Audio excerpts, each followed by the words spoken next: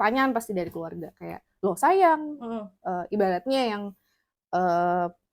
maksudnya gue belum sampai S2 atau mungkin belum jadi profesi yang misalnya apa gitu, tapi itu jadi pertanyaan, lo sayang dong sekolahnya, ngapain sekolah tinggi-tinggi, terus sayang nanti gimana double income jadi single income itu nggak mudah gitu.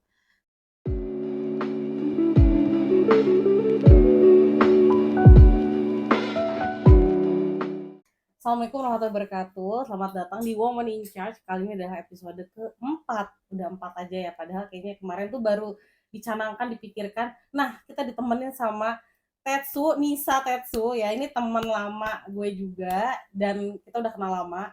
Dia di Woman in Charge juga dan sosial media kalau kalian lihat dia yang buat. Luar biasa, keren banget. Tetsu gimana nih? Luar biasa. Halo. Cerita dong apa backgroundnya biar teman-teman pada tahu nih. Oke, perkenalkan nama gue Nisa. Kadang-kadang suka dipanggil Tetsu. Apa tuh Tetsu? Tetsu.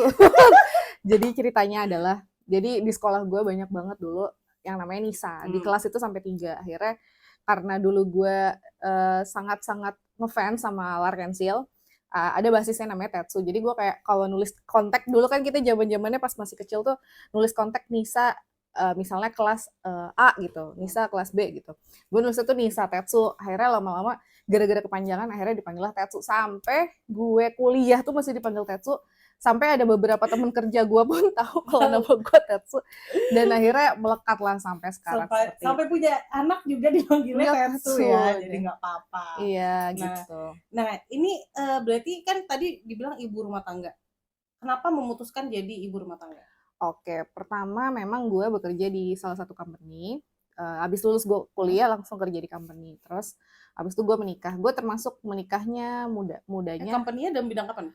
Perbankan. Perbankan. Nah, di situ gue menikah termasuk muda sih. Waktu itu gue nikah umur 24, lalu gue punya anak di umur 25. Nah, ibaratnya kan baru lulus kita umur 22 lah ya, S1 gitu. Terus 2 tahun gue kerja, abis itu gue hamil setelah menikah.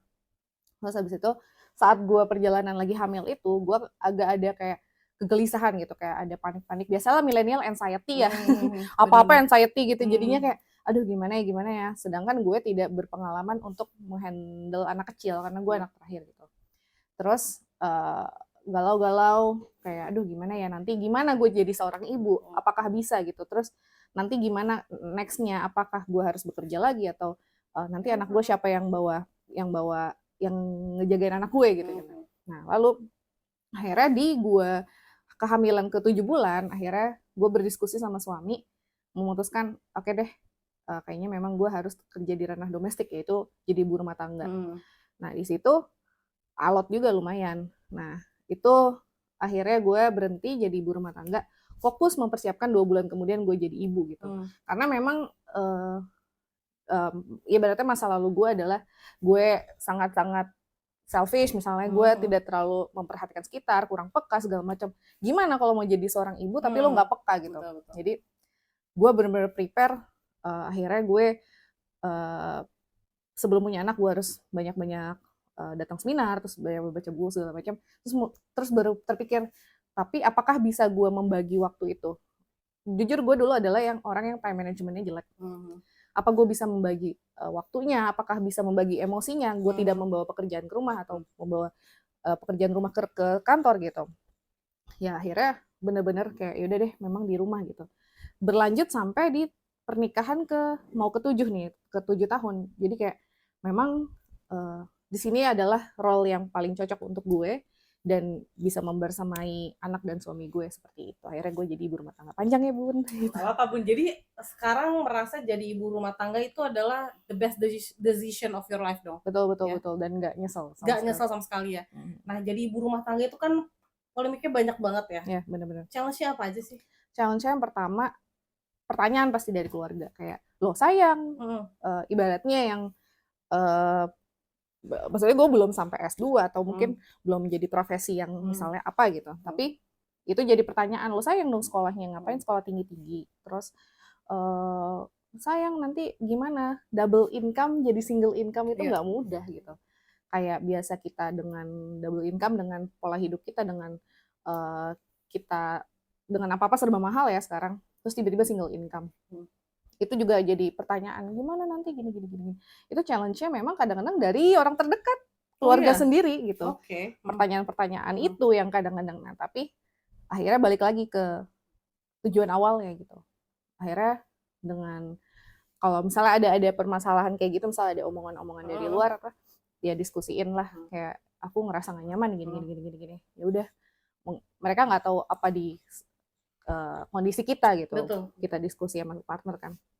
Jadinya akhirnya ya udahlah, itu omongan orang yang ngejalanin kita gitu. Betul. Jadi kita harus enjoy sama fokus apa yang kita ambil kemarin gitu ya, memutuskan jadi ibu rumah tangga seperti itu. Ya jadi ada omongan-omongan di luar sana mengenai jadi ibu rumah tangga, ya padahal sebenarnya menjalankan dikit kita juga ya. Benar. Nah, yang gue tahu lo kan ini homeschooling ya. Nah, homeschooling tuh kan nggak terlalu banyak nih yang mengambil decision itu. Bisa ceritain nggak sih ketertarikan dari homeschooling itu sendiri gimana, dari mana? Oke, pertama itu memang sebenarnya cita-cita gue masih kecil adalah dulu pengen menjadi guru pas waktu masih SD. Terus guru apa nih? Guru killer guru kan? TK misalnya. Guru TK. Guru matematika killer ya? Iya. Bukan ya? Enggak. Gue baik hati. Ya kayak guru TK yang sayang sini gitu ya. Ya belajar, nggak usah kerjain PR, nggak usah. Gimana nih? Nah, memang karena kebetulan mungkin background nyokap juga dulu guru. Jadi gue ngerasa kayak, jadi guru itu fun ya. Kayak lu akan selalu edukator semua dong. Iya, jadi gue kayak ngerasa memang jadi guru itu kayaknya pekerjaan yang walaupun berat gitu, tapi ternyata berbalik lagi ilmunya bisa balik ke kita lagi gitu, kayak belajar dari anak-anak gitu. Jadi gue dari kecil kayak senang sebagai guru. Tapi perjalanan SMP, SMA, kuliah, gue kuliah ngambil bisnis, jadi kayak nyambung tuh. Jadi kayak makin jauh tuh dari cita-cita awal gue, mimpi awal gue pas masih kecil. Sampai ketika pas waktu gue kerja pun, gue sempet cari-cari antara S2 untuk di pendidikan anak usia dini. Gue lebih memang fokusnya ke pendidikan anak usia dini. Lalu gue nyari-nyari ada nggak lembaga untuk menyediakan kita bisa jadi belajar jadi guru TK gitu. Itu ada, tapi waktu itu akhirnya karena keterbatasan dengan waktu, gue masih full time di kantor, terus habis itu gue udah hamil, kayaknya akan susah, gue akan bolak-balik untuk menjalankan si kursus itu misalnya untuk jadi guru TK. Akhirnya gue enggak melepas. Abis itu gue belajar nyari-nyari referensi dong, nyari referensi. Ternyata ada nih homeschooling. Ini anak gue ada di sini. Anak gue waktu itu kayak masih 5 bulan 6 bulan lah, masih kayak ya masih belum bisa apa-apa. Kita udah mikirin nih, gue sama suami gue kebetulan kita apa-apa juga suka mendokumentasikan di misalnya Word atau misalnya di Google Sheet gitu. Misalnya di Excel gitu misalnya. Nah, itu kita bikin perbandingan antara homeschooling dan biaya pendidikan next-nya. Jadi kita proyeksi deh, tiap tahun naik deh, kita proyeksi. Biaya pendidikan pasti akan mahal banget. Maksudnya nggak cuma dari SPP-nya atau uang gedungnya, tapi akan ada biaya-biaya lain yang misalnya anak ulang tahun, teman ulang tahun. Betul, macam-macam ya, ada dari jamiahnya misalkan kayak gitu. Terus pas kita compare sama si homeschooling, memang ya ini gue langsung ambil terakhirnya, kita butuh dana sampai dia kuliah, misalnya dengan kuliah di dalam negeri ya. Satu anak itu bisa 3 miliar. Bisa banget. Satu anak dari TK sampai dia kuliah. Itu dengan sekolah yang decent ya, bukan yang wow internasional, itu aja udah 3 miliar gitu. Jadi kayak, loh, oke. Terus habis itu gue, tapi kan mimpi gue dulu pengen jadi guru. Apakah ini bisa jadi salah satu wadah gue untuk gue bisa menyalurkan mimpi gue dan membersamai anak gue belajar. Akhirnya cari-cari info homeschooling itu sendiri juga kan sebenarnya ada kayak homeschooling yang ada unschooling. Unschooling. Apa itu unschooling? Unschooling itu nggak ada kurikulumnya, tapi belajar sesuai minat anak. Misalnya anak memang aku lebih suka belajar di sains misalnya, atau aku belajarnya lebih suka kayak belajar tentang bumi gitu. Ya udah ikutin. Anaknya belum bisa ngomong gimana tuh? Anaknya belum bisa ngomong, kita provide. Nah, tapi kalau provide-nya kita kasih materi kita stimulasi gitu. Tapi nah itu kalau di unschooling adalah mengikuti sesuai minat anak. Nah, habis itu ada lagi namanya deschooling. Deschooling. Jadi misalnya anak kita udah pernah sekolah di sekolah formal. Sekolah formal adalah yang kita bisa ke sekolah kayak zaman kita kecil dulu. Lalu sebelum dia menuju homeschooling ada namanya deschooling. Nah itu dia proses peralihan dari sekolah formal ke homeschooling, deschooling dulu. Jadi kalau nggak dia akan kaget. Ya mungkin mirip-mirip sama ibaratnya post power syndrome juga ya, kayak gue biasa berangkat pagi gini tiba-tiba gue kayak nggak ada kerjaan. Anak-anak kan biasa distimulasi, berarti disuapin ilmu terus tiba-tiba nggak ada, kayak sesuai minat lu aja dah gitu misalnya. Ya akan kayak ngerasa kaget gitu. Jadi akhirnya tetap ada transisi, yaitu namanya deschooling. Itu bisa tetap disiapkan jadwal, belajarnya tetap masih ya ini pelajaran ini, abis ini kita makan siang, abis ini belajar lagi ya. Jadi dia nggak terlalu kaget gitu. Misalnya anak-anaknya udah mulai usia-usia sekolah kayak 8-10 tahun, tiba-tiba dia jadi homeschooling. Nah, abis itu barulah homeschooling yang pendidikan berbasis rumah. Tapi di homeschooling pun sendiri tetap ada yang homeschooling, misalnya mandiri nih, bener-bener yang kayak tadi gue mention soal kayak mirip-mirip unschooling. Orang tuanya adalah si guru utama atau si anak itu jadi objek pembelajar di rumah gitu. Nah, tapi ada juga namanya PKBM. PKBM itu adalah pusat kegiatan belajar mengajar, PKBM. Jadi dia adalah lembaga-lembaga yang nanti akan bisa memberikan ijazah. Jadi homeschooling memang akan ada yang kayak seperti itu di PKBM misalnya. Itu ada tesnya tuh? Ada tesnya, jadi supaya dapat ijazah yang diakui negara. Jadi nanti ijazahnya keluarnya seperti apa nih? Sama seperti ijazah kita sekolah dulu, tapi itu yang pernah dengar paket A, paket B, paket C, ya seperti itu. Tapi jangan takut kayak, oh paket A, paket B, paket C kan biasanya buat orang-orang yang dulu ketinggalan sekolah. Enggak. Tapi anak-anak homeschooling ini, mereka belajar dengan metode yang lain, tapi dia disamakan dengan anak-anak yang sekolah di sekolah formal. Nah, itu adalah PKBM. Kalau misalnya kayak homeschooling itu, menurut gua gitu, relatif, ada yang mahal, ada yang murah gitu. Benar-benar. Jadi kalau misalnya PKBM mungkin jatuhnya lebih murah ya, karena kan kita kadang-kadang sudah disiapkan materinya, nanti kita akan ujian mirip-mirip, tapi kita belajarnya bisa dari mana aja gitu. Belajar dari orang tua, bisa jadi fasilitator, bisa menjelaskan, atau kita bisa manggil tutor. Atau homeschooling yang benar-benar kayak manggil tutor seminggu sekali, seminggu misal 3 kali, dengan misal per kedatangan contoh misal 300.000.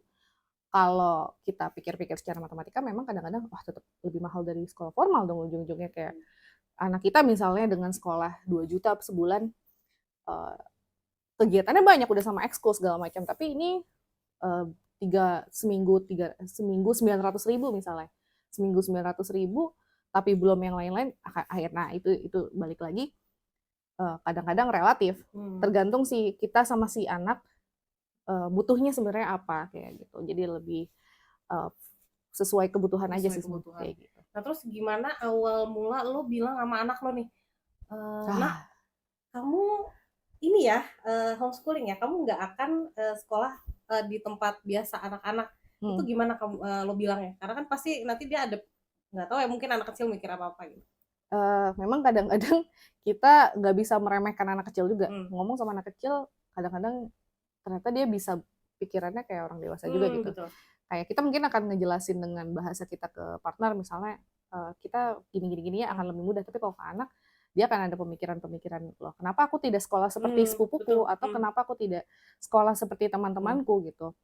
Kenapa aku harus di rumah gitu. Padahal kalau dulu kita masih bisa bawa misalnya 3 tahun ke belakang, soalnya pandemi, kita masih bisa sekolah online, kita masih bisa ini, kita belajar dari rumah ya gitu.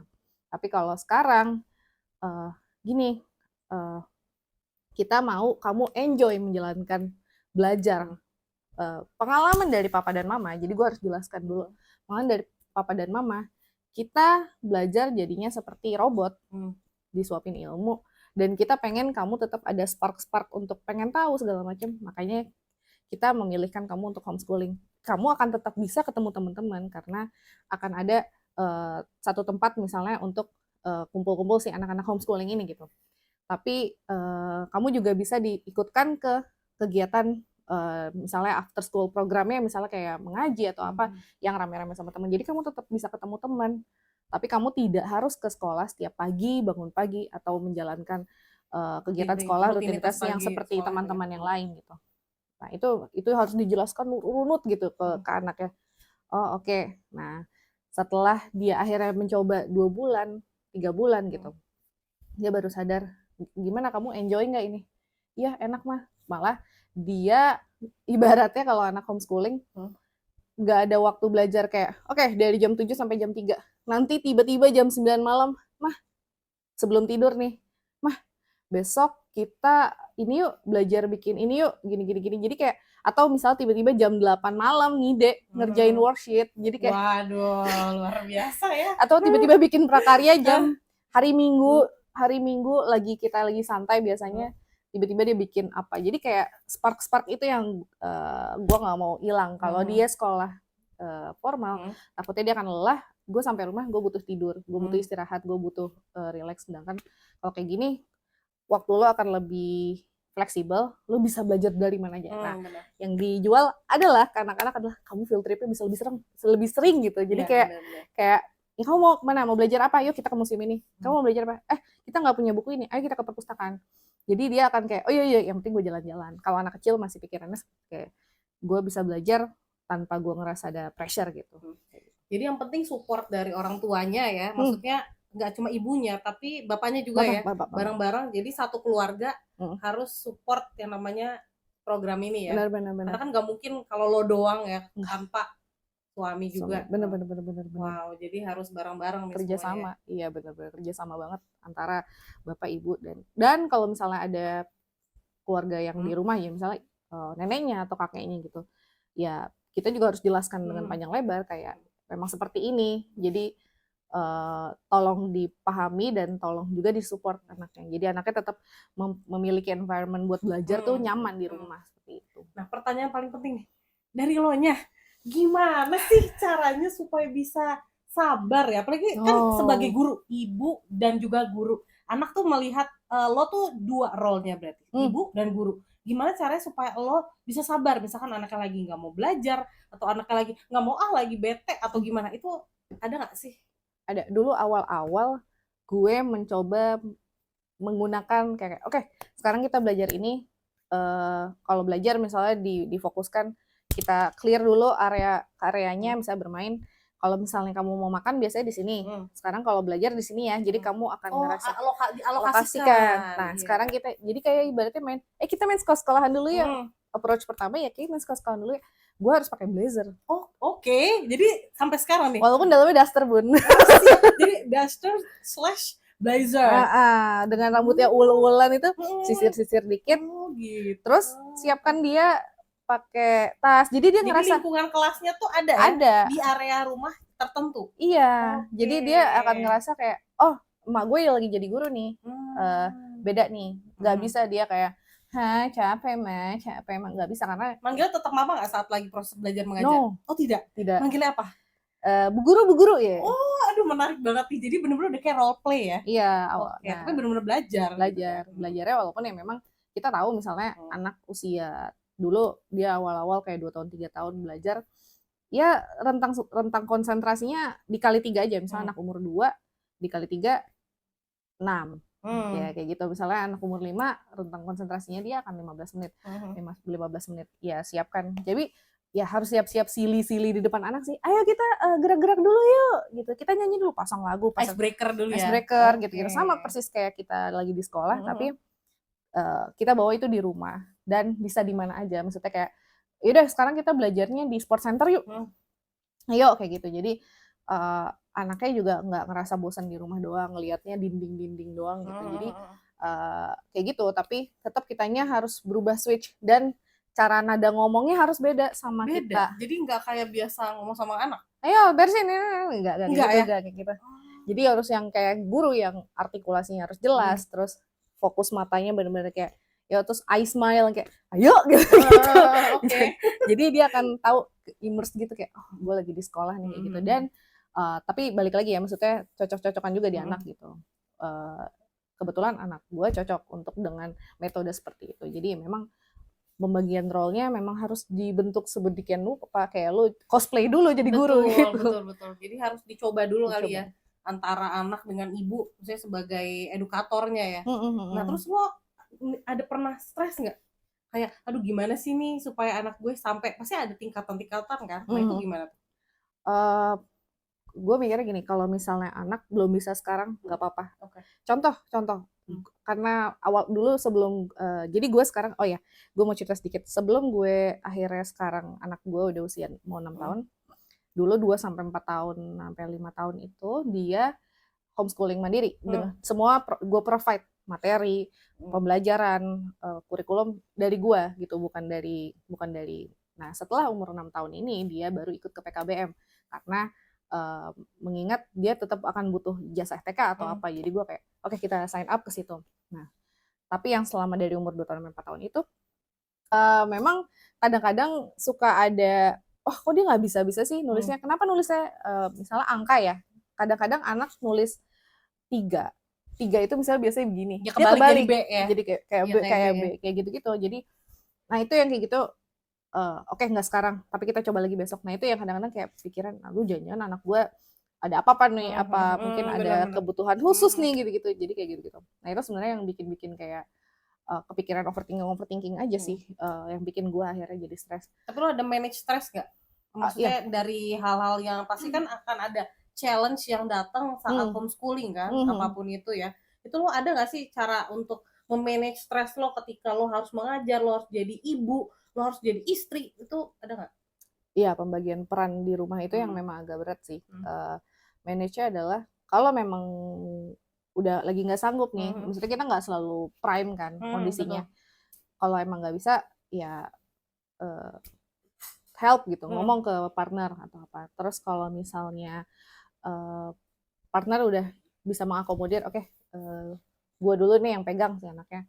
Nah itu bisa juga kita kayak self care misalnya kita dengan mungkin kayak kemarin ada episode Rahma, bisa misalnya menggunakan essential yang living, terus abis itu kayak self care perawatan misalnya mau kerimbat mau apa segala macam, atau langsung ke psikolog kalau emang itu. Dan ya termasuk gue termasuk pasien kan, pasien, karena memang nggak bisa kalau misalnya kita homeschooling kita kerja sendiri ya, kita tetap ada harus konsul sama expert gitu. Makanya untuk manage stres sana dulu termasuk gue adalah anger manajemennya jelek banget. Jadi gimana, terus masih ada ibaratnya kadang-kadang stimulasi gue bisa marah itu kadang-kadang ada luka-luka masa lalu. I see. Jadi nyambung ke inner child. Iya, benar-benar banget. Jadi kadang-kadang ke sulut bisa jadi gitu. Nah itu kenapa untuk membedakan porsinya gue selama gue jadi istri, jadi ibu, jadi edukator juga, yaitu gue butuh si self care-nya tetap masih dalam pengawasan expert dan juga kerjasama sama anggota keluarga gitu. Jadi memang akhirnya malah jadi enjoy.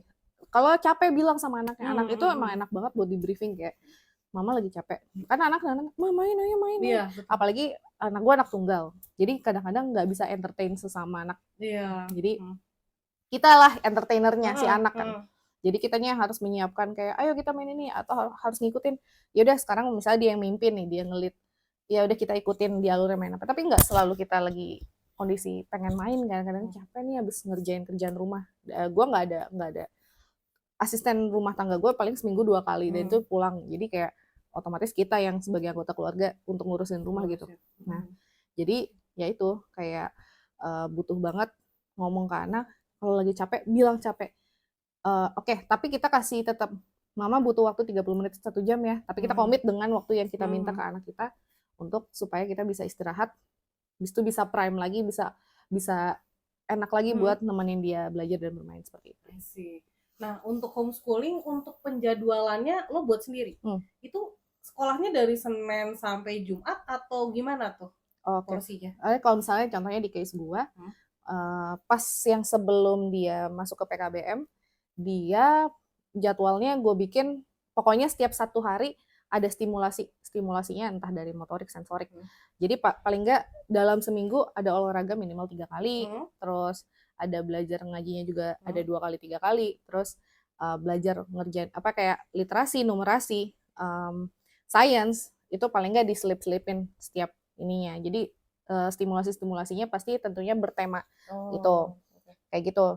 Tapi lebih kayak paling nggak ada checklistnya 1 lah, kayak ada trackernya. Paling nggak sehari 1 ada kegiatan ini dicatat, observasi itu bener-bener kayak dulu gue lebih suka memang nulis, langsung bikin jurnal-jurnal gitu. Ya observasinya terus kita lihat di checklist mana ya belum berkembang. Nah itulah yang dibikin si kegiatan-kegiatannya menunjang untuk perkembangannya si anak gitu. Nah setelah di PKBM ada jadwal sekolah online-nya kan, kayak akan ada materi misalnya contohnya seminggu 2 kali. Oke, di seminggu 2 kali itu dari jam segini sampai jam segini dia kelas. Sisanya adalah aktivitas mandiri yang harus dia submit ke PKBM-nya, sama dia harus mengikuti after school programnya. Nah itulah yang jadwalnya kita bikin bener-bener, gue bikin pakai laptop, terus habis itu gue print, dan gue bisa bikin, gue minta print itu wipe and clean. Jadi kan kadang-kadang memang kita ada jadwal-jadwal wipe and clean ya. Iya. Jadi bisa dihapus, bisa ditulis bisa lagi ditulis lagi. pakai yang spidol board marker gitu. Jadi kayak oh ya ini yang ini nih kita minggu ini ini jadwalnya seperti ini ya, tapi kayak jam 8 ini, jam 5 sholat gitu, misalnya jam 12 jam 1 makan siang misalnya. Nanti ada ini. Nah, itu jadwal itu kalau misalnya emang tiba-tiba di bulan depan kayaknya enaknya di sini tinggal dihapus jadi nggak perlu ngetik orang. Nah, kayak gitu-gitu yang sebenarnya tools-tools yang membantu kita buat penjadwalan anak di rumah. Sama kalender besar. Nanti gue fotoin deh, gue kasih lihat. Kalender besar itu ada di Shopee. Oke, ada di keranjang orange. toko-toko itu ya, keranjang orange. Marketplace. Cari aja misalnya schedule apa gitu buat 1 bulan. Nah, itu ditulis.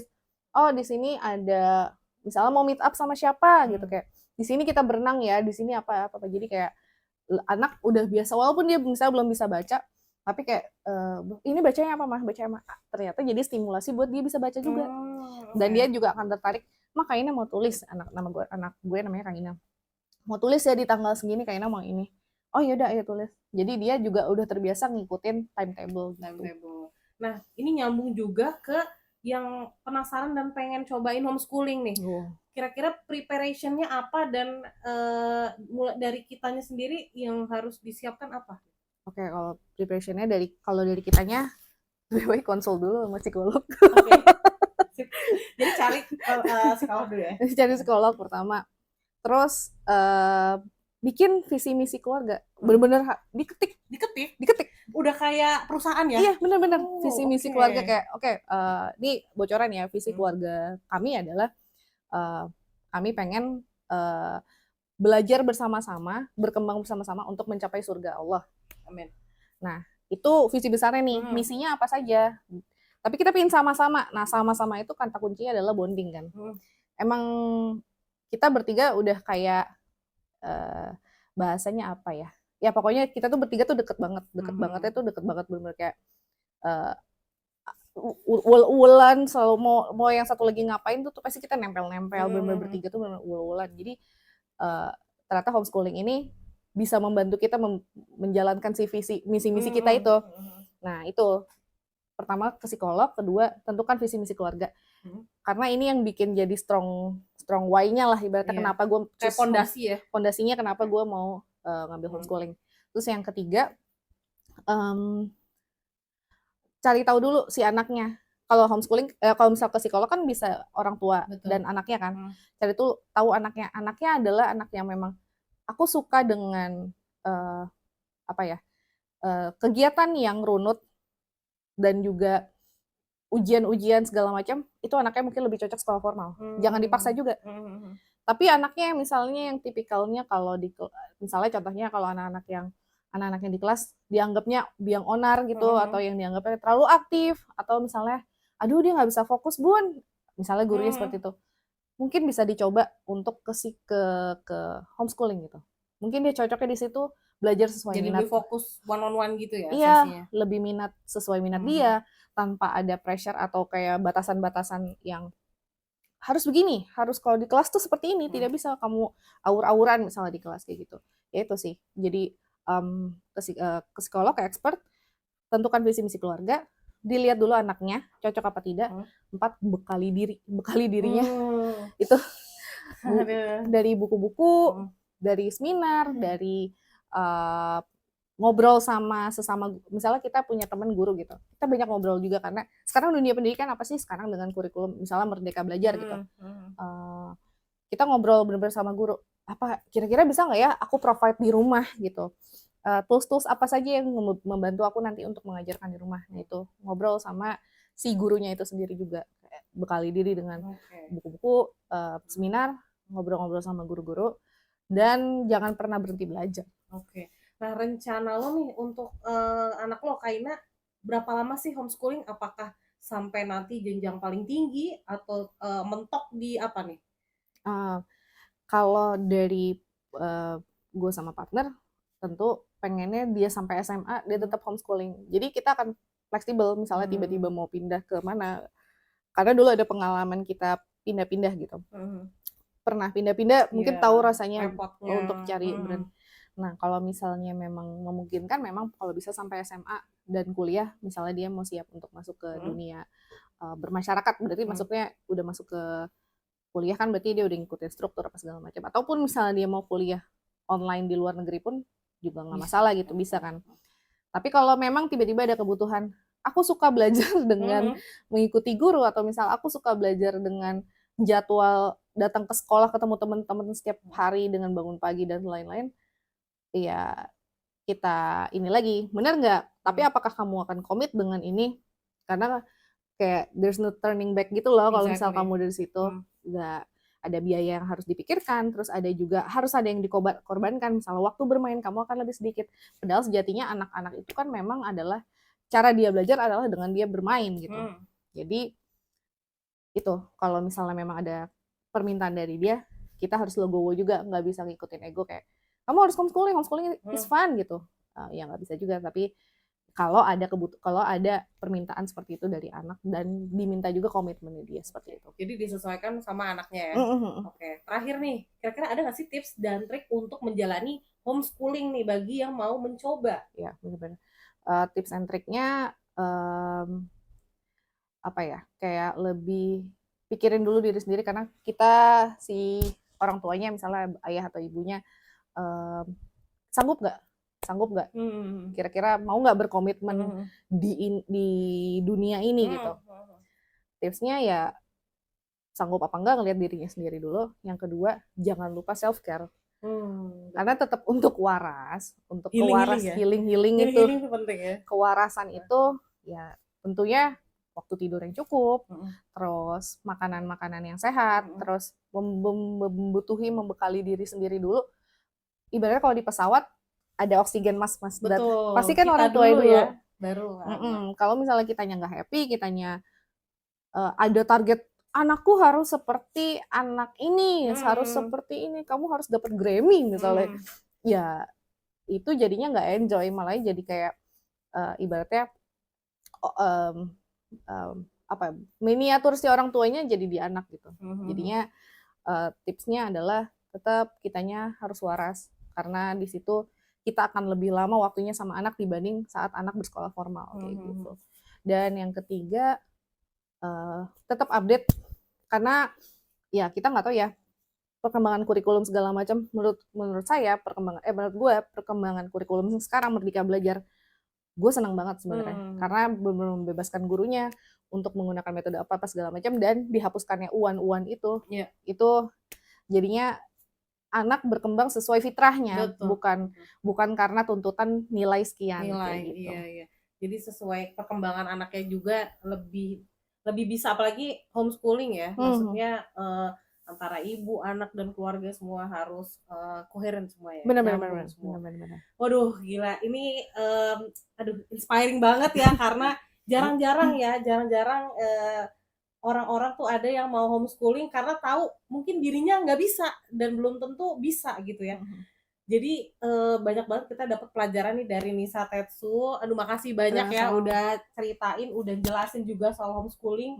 Semoga lancar semuanya. Kalau ada yang mau cek nanti di website. Bisa ya. Kalau misalkan ada yang mau cobain, mau nanya-nanya soal homeschooling, bisa langsung di sini ya, di bawah sini. Di sini juga ada websitenya, itu portfolio si anak saya Kaina, itu kita bikin untuk jadi record, sama ada tips-tipsnya juga. Nah di situ nanti ada kayak kegiatan yang diikutin, terus apa pelajaran siapa yang diikutin, project-project apa yang dia kerjain, terus referensi buku-buku yang saya baca untuk membekali dia homeschooling kayak gitu-gitu. Di situ juga ada, dan ada kontak page-nya juga, nanti bisa tinggal diisi kalau mau nanya-nanya. Nah iya, jadi kalau bagi teman-teman yang penasaran dan pengen tahu gimana sih untuk memulai homeschooling, terus apa aja sih yang harus dipersiapkan, bisa langsung hubungin Nisa Tetsu ini ya, akan Ya. kita sediakan di bawah sini.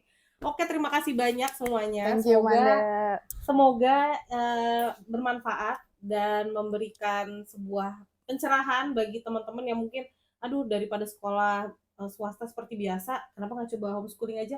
Bisa jadi alternatif.